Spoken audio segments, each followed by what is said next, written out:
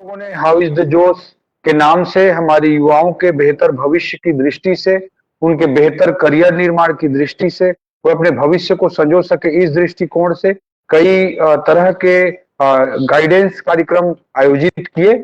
आज हम सब के लिए बड़े हर्ष का विषय है और इसके लिए आज समय देने के लिए मैं शुभम को बहुत बधाई देता हूँ, बहुत धन्यवाद देता हूँ। और शुभम ने एक बहुत बड़ा माइलस्टोन अचीव किया है। हम सब लोगों भारत देश के अधिकतम लोग मध्यम वर्गीय परिवार से आते हैं और सबके लाइफ में बड़े एस्पिरेशंस होते हैं कि वो कैसे लाइफ में आगे बढ़ सके। कोई बिजनेस करने जाता है, कोई पेट्रोल पंप खोलने की कोशिश करेगा, कोई क्रेशर चलाने की कोई कोशिश करेगा, कोई राइस मिल खोलने की कोशिश करेगा।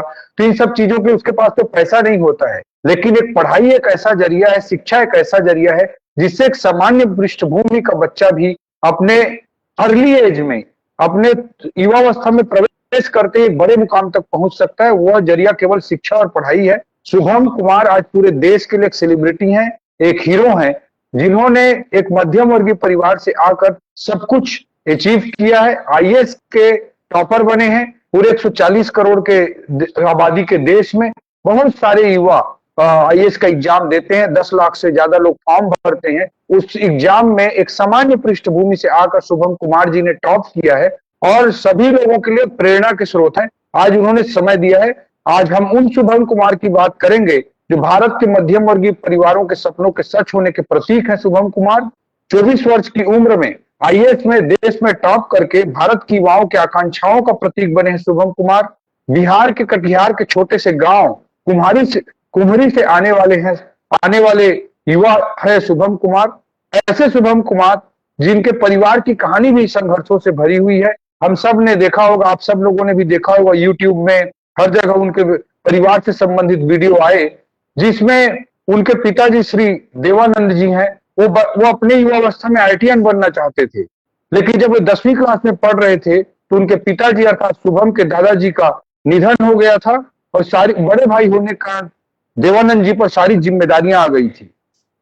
दोस्तों 1983 में आईआईटी का फॉर्म भरे थे, लेकिन पैसों के अभाव के कारण एग्जाम तक नहीं दे पाए थे। उन्होंने अपने सपनों को अपने जीवन में टूटते हुए तो देखा था, लेकिन उन्होंने अपने बच्चे को सारा सपोर्ट दिया जिससे शुभम कुमार बुलंदियों तक पहुंच सके। ऐसे उनके पिताजी की बात है। उनकी माताजी ममता के एक मूर्ति के रूप में दिखाई देती हैं। पूनम देवी जी का यूट्यूब में मैंने वीडियो देखा, आप लोगों ने भी देखा होगा, कि वो रोते हुए कहती है कि मैंने अपने कलेजे पर पत्थर रखकर अपने बेटे को क्लास 2 में अपने से दूर किया था ताकि वो एक बड़ा आदमी बन सके। शुभम कुमार जी के बारे में माता पूनम जी कहती हैं कि शुभम कुमार जब बचपन में ठीक से बोल भी नहीं पाते थे, उस समय भी जब उनकी दादी उनसे पूछती थी कि क्या बनोगे, तो शुभम कुमार तब भी आईएएस बनने की बात करते थे, आईएएस बोलते थे, जब वो ठीक से बोल भी नहीं पाते थे। ऐसे एक युवाओं के सपनों और आकांक्षाओं के प्रतीक है शुभम कुमार। शुभम कुमार जी का हम सब बहुत बहुत स्वागत करते हैं और सीधा हम उनसे उनके अनुभवों को जानने की ओर आगे बढ़ते हैं। सबसे पहली बात शुभम जी कि आईएएस या सिविल सर्विसेज ही क्यों? सौरभ जी हैं हैदराबाद से, उन्होंने भी सवाल किया है कि मतलब पहले आप एक कठिन परीक्षा आईआईटी के लिए चयनित हुए, आईआईटी बॉम्बे में गए, वहां सिविल इंजीनियरिंग किए, उसके बाद आईएएस की ओर गए। आईएएस या सिविल सर्विसेज को चुनने के पीछे आपकी सोच, आपका विजन क्या था? कृपया हमारे युवा साथियों को बताने का, युवा भाई बहनों को बताने का कष्ट करें। सर, आईएएस सिलेक्शन करने के पीछे काफी सारे रीजंस थे।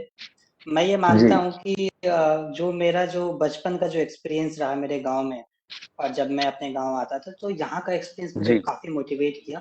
मैं ये देखा कि अगर मैं एक ऐसे पोजीशन पे रहूंगा, मैं समाज के लिए, अपने लोगों के लिए काफी मदद मैं कर सकता हूँ। और इसके साथ साथ जब मैं आईआईटी बॉम्बे में था तो मैं अलग अलग जो करियर ऑप्शंस होते हैं उसको मैं देखा कि क्या मेरे लिए सुटेबल है। तो ये उस दौरान जो है कॉलेज के जो टाइम होता है वो आप अपने आप को भी जानते हैं। तो उस टाइम मुझे ये रियलाइजेशन हुआ कि जब मैं दूसरों के लिए काम करता हूँ तो मुझे एक इंटरनल सेटिस्फैक्शन मिलता है। और इन सारी चीजों को देखते हुए जो है मैं सिविल सर्विसेज की तरफ जो है अपना एक मन बनाया, फिर इसकी तैयारी में मैं लग गया। जी, बहुत बढ़िया, थैंक यू। आपकी दृष्टि में आईएएस की तैयारी प्रारंभ करने का सही समय क्या है? बहुत सारे लोगों के मन में कंफ्यूजन रहता है कब तैयारी करें। जैसे विजय कुमार जी ने पूछा है कि 12th के बाद शुरू कैसे करें, ये पूछा है उन्होंने रायगढ़ से विजय कुमार जी। भूपेंद्र दर्शन जी ने पूछा है कि 12th के बाद तैयारी करनी चाहिए या ग्रेजुएशन के बाद तैयारी करनी चाहिए। आप अपना नजरिया बताएं कि कब तैयारी आईएएस के लिए प्रारंभ करनी चाहिए।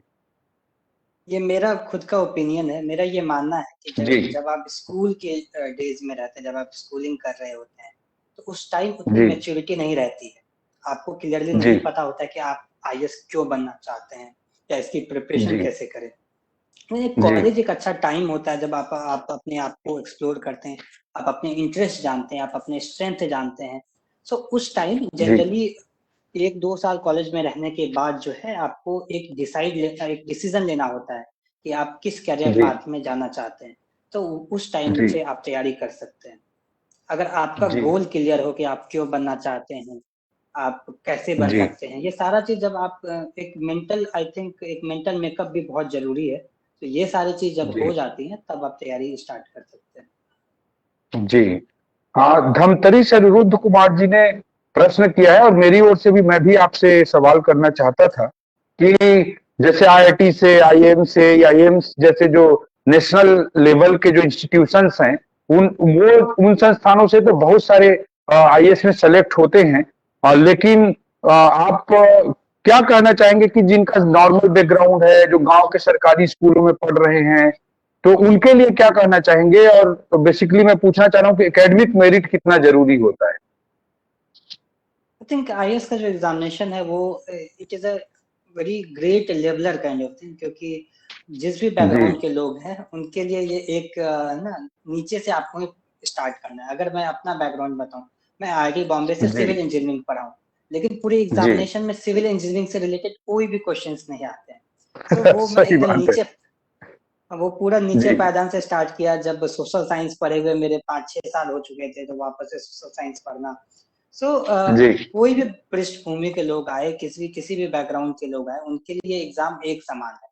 और चूंकि जी ये जो जीएस का पेपर्स होते हैं वो एक जनरल साइंस है, वो सारे पेपर्स सारे सब्जेक्ट्स को कवर करता है। सो हमें जी ये नहीं देखना चाहिए कि कितने लोग सेलेक्ट हो रहे हैं। अगर हम देखें तो नॉर्मल बैकग्राउंड के का भी बैकग्राउंड के लोगों का भी सिलेक्शन अच्छा खासा हो रहा है। सो यू आर एक एब्सोल्युटली राइट। जी सर, आप जी जो जी भी बैकग्राउंड के हैं, अगर आप अच्छे प्लानिंग के साथ, अगर आप एक प्लान प्लस अगर आप मेहनत करते हैं, तो आपका भी सिलेक्शन जो है हो सकता है। जी। बहुत सही बात आपने कही और किसी को भी निराश नहीं होना चाहिए। हाँ, लेकिन बेसिक राइटिंग स्किल, बेसिक बोलने की स्किल, लैंग्वेज पे पकड़, ये सब चीजें शुरू से थोड़ा बेहतर करते हुए चलें तो बेहतर होगा। आप शायद समर्थन करेंगे इस बात का, चाहे हाँ, एकेडमिक कोर्स कुछ भी कर रहे हैं। जी ये अगर आप कर सकते, लेकिन अगर आप ये भी नहीं किए हैं तो मेरे ख्याल से जी वो भी प्रैक्टिस के साथ आप कर सकते हैं। जैसे जब मैं लिखना आंसर राइटिंग स्टार्ट किया था, तो इनिशियली जी चूंकि कॉलेज में उतना लिखा नहीं था 2-3-4 सालों में, सो वो इनिशियली जी बहुत इनहिबिशन थे, वो अच्छे से लिख नहीं पा रहा था।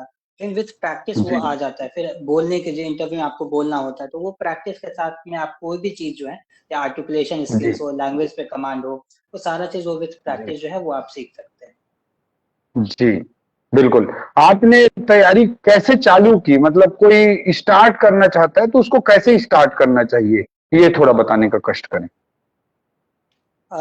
आई थिंक एक फॉर्मल तैयारी से पहले एक मेंटल प्रिपरेशन जो है वो बहुत जरूरी है। जब मैं थर्ड ईयर में था तो मैं अपने अलग अलग कैरियर ऑप्शंस को मैं एक्सप्लोर किया, और जी, सिविल सर्विसेज जो है वो बैक ऑफ द माइंड तो हमेशा से था ही। सर, जब मुझे ये जी, रियलाइजेशन हो गया कि मैं सिविल सर्विसेज क्यों करना चाहता हूँ, जी, ये रियलाइजेशन मुझे 3-4 मतलब 1 दिन या 2 दिन में नहीं हुआ, वो सालों में वो रियलाइजेशन हुआ। सो जी, फाइनल ईयर में जो है वो मुझे फुल्ली रियलाइज हो गया था कि मुझे सिविल सर्विसेज की तैयारी करनी है। उसके बाद भी जी, मैं 4 से 5 महीने अपने फाइनल सेकेंड लास्ट सेमेस्टर में मैं बस जी, ये चीज जानने के लिए कि तैयारी कैसे कर सकते हैं। फिर लोगों से जी, मैंने बात की जो ऑलरेडी सर्विस में निकाल चुके हैं। फिर जी, एक ब्रॉड एक प्लानिंग बनाया कि 2 साल या 3 साल का जो ये स्पेक्ट्रम रहेगा उसमें कैसे तैयारी करेंगे। जी, ये 3-4 महीने बस मैं यहाँ पे दे दिया। फिर मैं जनवरी जी, 2018 से जो है वो फॉर्मली फिर सारे सब्जेक्ट्स में पढ़ना स्टार्ट किया। सो आई थिंक इनिशियली जी, आपको एक मेंटल मेकअप बनाना बहुत जरूरी है, क्योंकि आपको स्ट्रेंथ होना चाहिए कि आप लंबे समय तक सस्टेन कर पाए। 2 साल 3 साल की पढ़ाई आप कंसिस्टेंटली सस्टेन कर पाए, इसके लिए आपका जो मेंटल मेकअप है वो बनना चाहिए। फिर आपको जी 1 साल का तैयारी, आई थिंक अगर आपकी कोई भी बैकग्राउंड आपका कुछ सिमिलर भी है, तो मिनिमम 1 ईयर जी ऑलमोस्ट लग ही जाता है ऑप्शनल सब्जेक्ट और जीएस करने में। फिर जो है फिर जी मैं 2018 में ऐसे मैं 5 महीने की तैयारी में मैं अटेम्प्ट दिया था। इस बार प्रीलिम्स नहीं जी हुआ था। 2019 जी में मुझे प्रीलिम्स मेंस फिर इंटरव्यू हुआ, 290 रैंक आया। फिर से चूँकि आईएएस नहीं मिल रहा था, तो मैं वापस से जो है वो एग्ज़ामिनेशन लिखा। जी जी। कोचिंग आज के समय में आप कितना जरूरी समझते हैं? और कई लोगों के पास आर्थिक समस्या रहती है कि दिल्ली में जाकर रहना है, घर का खाने का इतना लंबा चौड़ा खर्चा होता है। तो कई सारे लोगों का सवाल आया हुआ है आज के लिए भी कि कोचिंग कितना जरूरी है। आपका अपना नजरिया कृपया इस पर बताने का कष्ट करें। थिंक कोचिंग का 2 एस्पेक्ट हम देख सकते हैं। एक है कि उसके जी जो पेड सब्सक्रिप्शंस होते हैं, जो क्लासरूम प्रोग्राम्स होते हैं, और जी दूसरा होता है कि उनका टेस्ट सीरीज का होता है, जो पेड भी होता है, अनपेड भी होता है। फिर एक जी तीसरा ये भी होता है कि उनके जो रिसोर्सेस है, मंथली मैगजीन है, करंट अफेयर्स के मैगजीन है, उनके मटेरियल्स हैं, वो फ्री ऑफ कॉस्ट जी जो है वो उनके वेबसाइट से, उनके ऐप पे होता है। सो आई थिंक जो जी तीसरा वाला पार्ट है, जिसमें जो आपका करंट अफेयर्स बुकलेट होता है या उनका मटेरियल्स जी होता है, वो आई थिंक सबसे ज्यादा इंपॉर्टेंट होता है, और वो फ्री ऑफ कॉस्ट कोई भी कोचिंग के वेबसाइट पे जिस भी चीज को आप फॉलो करते हैं वो अवेलेबल है। फिर दूसरा होता है जी आपका टेस्ट सीरीज। टेस्ट सीरीज में भी जी बहुत सारे ऐसे प्लेटफॉर्म्स है जिसपे आप क्वेश्चंस डेली क्वेश्चंस वो पोस्ट करते हैं, उनके कुछ प्रोग्राम होता है। वो भी अच्छा एक जी mock mock papers mock test देना एक जरूरी हो जाता है। और एक होता है जी पहला जो उनका फाउंडेशन कोर्स होता है, जिसमें वो बेसिक बुक्स पढ़ाते हैं। तो आई थिंक जो फाउंडेशन कोर्स होता है that is not very important, क्योंकि जी अगर आप एनसीईआरटी खुद से पढ़ लेते हैं, अगर आप बेसिक रूप से पढ़ लेते हैं, तो उतना जरूरी नहीं है। जी और जी ये मुझे 2020 के अटेम्प्ट में बहुत अच्छे से एहसास हुआ, क्योंकि मैं दिल्ली में तो था, क्योंकि मैं मेरे घर पे ऐसा माहौल नहीं है, मेरे लिए अलग से रूम नहीं है, तो यहाँ पे मैं कभी जी तैयारी कर नहीं पाया था। तो दिल्ली में जी 2020 में था, लेकिन मैं अपने रूम पे ही था, मैं बाहर जा ही नहीं रहा था। सो जी ऑनलाइन बैठ के ही अपने फ्रेंड्स से कोऑर्डिनेट करना हुआ, या गूगल मीट के जी थ्रू हम लोग बात करते थे। फिर टेस्ट सीरीज जो है वो क्वेश्चन पेपर बस क्या कहते हैं डाउनलोड करके खुद से ही लिखते थे। सो उस जी समय ये रियलाइजेशन हुआ कि कहीं पे भी आपको जाने की जरूरत नहीं है। अगर आपका कोई अच्छा पीयर ग्रुप आपके गांव में ही बन जाए, तो आप वहां से भी तैयारी कर सकते हैं। बाकी जो जी टेस्ट हैं, जो आपके कुछ मटेरियल्स हैं, जो कि हर एक कोचिंग के आपके अवेलेबल होते हैं, वो आप रेफर कर सकते हैं। That is quite helpful. जैसे करंट अफेयर्स बुकलेट्स वगैरह हो गए, तो वो रिवीजन करने जी में थोड़ा आसान हो सकता है। लेकिन जी कोचिंग, क्योंकि लाखों लोग कोचिंग करते हैं, लेकिन आपको भी पता है कि बहुत कम का सिलेक्शन होता है। दैट इटसेल्फ शोज जी कि कोचिंग जो है वो बहुत जरूरी नहीं है। ये आपका प्लानिंग और ये इंडिविजुअल प्रेफरेंस पे डिपेंड करता है। जैसे मेरा जी बहुत क्लोज फ्रेंड, उसने बहुत अच्छे कोचिंग, जो बहुत नामी गिरानी कोचिंग ज्वाइन किया, और विद इन अ वीक वो जी छोड़ दिया, क्योंकि उसे अच्छा नहीं लगा, पढ़ाने का तरीका अच्छा नहीं लगा, और उसके बाद भी जी वो आईएएस जो है वो निकाला। सो ये जी जो है ये एक इंडिविजुअल प्रेफरेंस पे भी डिपेंड करता है। जी जी बहुत अच्छे तरीके से आपने एक्सप्लेन किया। एक महत्वपूर्ण एस्पेक्ट आपको मैं पूछना चाहूंगा कि जैसे आपका फैमिली सपोर्ट बहुत बहुत प्यारा लगता है, अंकल का रोल, आंटी का रोल, आपके पूरे परिवार का रोल। ऐसे समय में आप मतलब कई बार होता है कि मतलब लोग अपने पेरेंट्स अपने बच्चे को बोझ देने की कोशिश करते हैं, एक ज्यादा बर्डन डालते हैं। ऐसे सिनारियों में पूरे देश में आजकल एस्पिरेशंस बढ़ गए हैं और इस तरह से 98, 99, 100% लाने के लिए बच्चे पे बहुत ज्यादा प्रेशर रहता है। तो एक पेरेंट्स को किस तरह से बिहेव करना चाहिए अपने बच्चों के साथ, किस तरह का सपोर्ट होना चाहिए, किस तरह की उनकी माइंडसेट होनी चाहिए, इस पर आप पूरे देश के पेरेंट्स के लिए कुछ कहें कि उनका बच्चों के प्रति क्या नजरिया हो। ये मैं अपने एक्सपीरियंस से बताना चाहूंगा कि जैसे मेरा और जी मेरे पापा का या मेरे चाचा का, मेरे फैमिली मेंबर्स जी का, ये कम्युनिकेशन जी बहुत अच्छा था। चाहे जी चाहे वो नॉर्मल लाइफ से हो या प्रिपरेशन का हो। सो मैं अपना स्ट्रैटेजी जो है वो अपने पापा से भी डिस्कस करता था कि पापा मैं ये सोच रहा हूँ करने का, ये ऑप्शनल सेलेक्ट करने की सोच रहा हूँ, इस वजह से जी सोच रहा हूँ। तो उनका जी इनपुट एक मिलता था। तो एक कम्युनिकेशन, एक बहुत हेल्दी कम्युनिकेशन जो है वो मेरे परिवार के साथ था। और इसके साथ जी साथ जो जिस भी तरीके का सपोर्ट है, जैसे अगर मैं कोई इंफॉर्मेटिव डिसीजन ले रहा हूँ कि मैं प्लेसमेंट में, पापा मैं प्लेसमेंट पे नहीं बैठूंगा, क्योंकि अगर मैं प्लेसमेंट जी पे बैठता हूँ तो मुझे कोई नौकरी लगती है, मैं वहां कुछ जॉब करता हूँ, लेकिन मुझे अभी प्रिपरेशन, मुझे जो है सिविल सर्विसेज में ही जाना है। तो मेरे पापा बोले कि नहीं, जी अच्छा अगर तुम डिसाइड करते हो कि तुम्हें प्लेसमेंट में नहीं बैठना है तो मत बैठो। सो जी ये जो चीज है, जब आप अपने जो बच्चे हैं उनको आपको सपोर्ट करना चाहिए। अगर आप देखिए कि उसका डिसीजन जो है वो अगर रैशनल है, वो जी अगर फैक्ट्स बेस्ड है, वो एक एक थिंकिंग के साथ, एक रीजन के साथ वो एक डिसीजन ले रहा है, तो आप उसको बैक करें।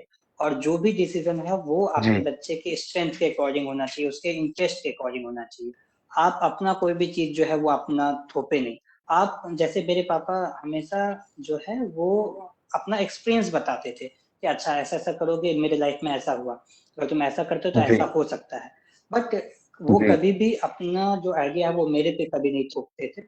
और मुझे वो जी बचपन से ऐसे ट्रेन किया कि मैं खुद का डिसीजन खुद ही लूँ। सो मतलब राइट फ्रॉम जी चाइल्डहुड, मतलब बचपन से ही मैं खुद का डिसीजन खुद ही लेता हूँ। सो ये चीज जी मुझे अपने पापा से, अपने फैमिली से मिला, और पूरा सपोर्ट जो है वहाँ से मिला। जी जी। हाँ, आपका कहना है कि बर्डन डालने के बजाय पेरेंट्स को अपने बच्चे के साथ कम्युनिकेटिव रहना चाहिए और उनके बच्चे को समझना चाहिए कि उसका एस्पिरेशन, उसकी थॉट, उसके इंटरेस्ट क्या है। बहुत ही अच्छी बात आपने कही है। और हाँ जी, अ, दूसरा, बहुत सारे लोग जानना चाहते हैं, आप ब्रीफ में अगर कुछ इस बारे में बता सकें कि जैसे विकास शर्मा जी ने भी पूछा है कि बुक्स कौन से पढ़ें, मतलब बेसिक रीडिंग मटेरियल किस किस तरह से यूज करना चाहिए, उस पर ब्रीफ में आप कुछ बता सकें तो। जैसे सारे सब्जेक्ट के लिए, जितने भी सब्जेक्ट्स हैं सबके लिए एक बेसिक एनसीईआरटी रेफरेंस बुक्स हैं। अगर आप जी बस गूगल करेंगे, अगर आप टॉपर्स के टॉप्स देखेंगे तो आपको पता चल जाएगा कि जो पॉलिटी है उसका बेस लक्ष्मीकांत है। या तो कोचिंग वाले पढ़ा दे या आप लक्ष्मीकांत खुद से पढ़ लीजिए। या जी ज्योग्राफी के लिए एनसीईआरटीज है, तो 11 12 की। जी तो मेरा ये मानना है कि 11 12 की एनसीईआरटी जो है वो इम्पोर्टेंट है। आप जी खुद से पढ़ सकते हैं या कोचिंग वाले ने पढ़ा दिया, जैसे भी कर दिया, तो वो लेकिन बेस हो गया। तो हर सब्जेक्ट्स के जी लिए आई थिंक सबके जी लिए एक एक रेफरेंस बुक जो है वो आप यूज मतलब रेफर करिए। लेकिन एक से ज्यादा मत करें। जैसे आई डोंट थिंक कि ज्योग्राफी के लिए 11 12 के एनसीईआरटी से कोई और चीज की जरूरत है। उतना ही करने से जी I think that is enough. History के लिए अगर आप एनसीईआरटी कर लेते तो आपका कवर हो जाएगा।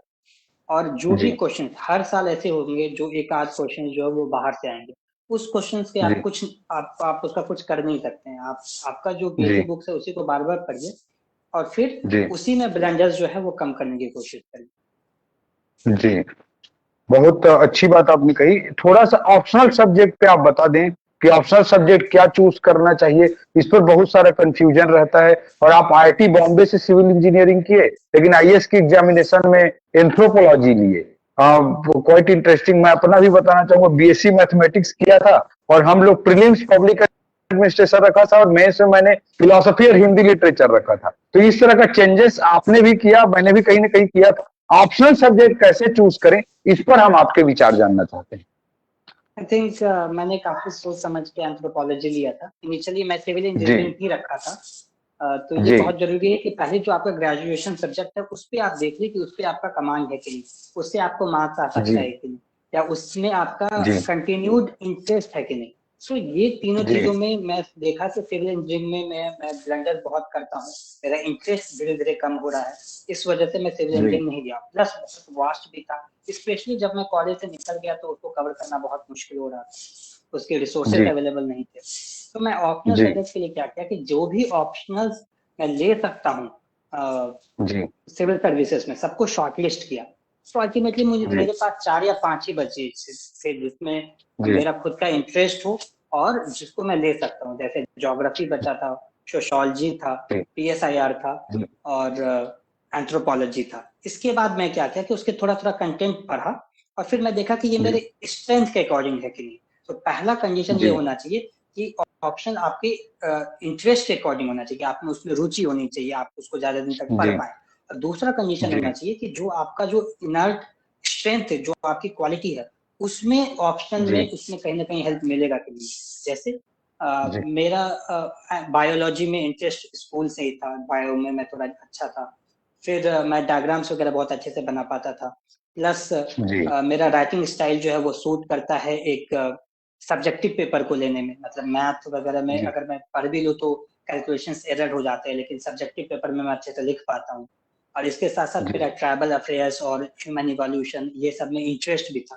तो इन सारे चीजों को देखते हुए भी मैं लगभग 40 से 45 दिन दिया था बस ऑप्शन सेलेक्ट करने के लिए। उसके बाद जो है मैं ये जी सेलेक्ट किया था।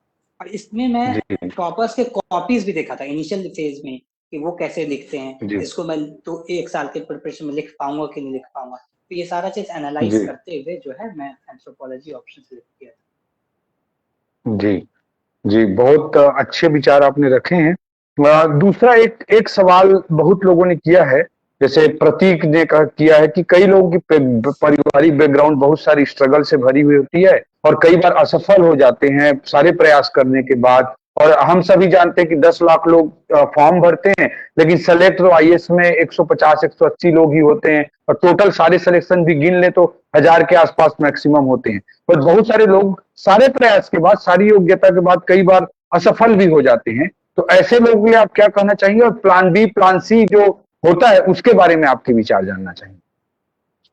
थिंक आईएएस का जो प्रिपरेशन है, सिविल सर्विसेज का जो प्रिपरेशन है, इन जनरल आपको एक बेटर ह्यूमन बीइंग बनाता है। आप एक मच जी more informative, much more knowledgeable एक पर्सन आप बनते हैं, और आप किसी भी जी परिस्थिति को फेस करने के लिए आप तैयार हो जाते हैं। सो जी एक इंटरनली एक बहुत बड़ा चेंज होता है। तो आई थिंक अगर आपने एक सीरियस प्रिपरेशन किया है, सीरियस अटेम्प्ट दिया, और अनफॉर्चुनेटली अगर आपका नहीं होता है, उसके बाद भी आपके जी पास इनफ स्किल सेट होगा कि आप कोई भी जॉब आप खोज पाएंगे। अगर जी आपने ग्रेजुएशन अच्छे से किया है, आपने प्रिपरेशन अच्छे से किया है, तो काफी सारे ऑप्शंस जी हैं। आप एनजीओ में जा सकते हैं, अगर आपको समाज सेवा करने का शौक है, आप एनजीओ में जा सकते हैं, आप थिंक टैंक्स में जा सकते हैं। मेरे ऐसे दोस्त जी हैं जो थिंक टैंक के साथ जुड़े हुए हैं, जो तैयारी किए, जी 2-3 अटेम्प्ट दिए, नहीं हुआ। फिर अगर आप जी हायर स्टडीज करने के लिए जा सकते हैं, अगर आपने कोई ऑप्शनल लिया, उसमें आप इग्नू से आप डिग्री ले सकते हैं। उसके बाद आप हायर स्टडीज करने के लिए जा सकते हैं। काफी सारे स्टेट गवर्नमेंट्स होती है जो एज अ कंसल्टेंट जो है एज ए इंटर्न लोगों को हायर करती है, आप उसमें अप्लाई कर सकते हैं, आप इंटर्नशिप्स कर सकते हैं। फिर जी ये सब तो मैं बताया कि जो अगर आप यूपीएससी से, सिविल सर्विसेज से रिलेटेड करना चाहते हैं। इसके अलावा जो भी आपका बैकग्राउंड है, उससे रिलेटेड आप जॉब जो है वो कर सकते हैं। मेरे ख्याल से अगर आपने अच्छे से ग्रेजुएशन किया है, अगर आपने अच्छे से तैयारी किया है, तो आपको जॉब मिलने में कभी दिक्कत नहीं होगी, आप जॉब अच्छे से खोज ही लेंगे। उसमें फिर अगर आप जी मेहनत करेंगे तो फिर अगेन उसमें फिर आप जॉब को इम्प्रूव भी कर सकते हैं। जी जी, ग्रेट ग्रेट, बहुत बढ़िया आपने बताया।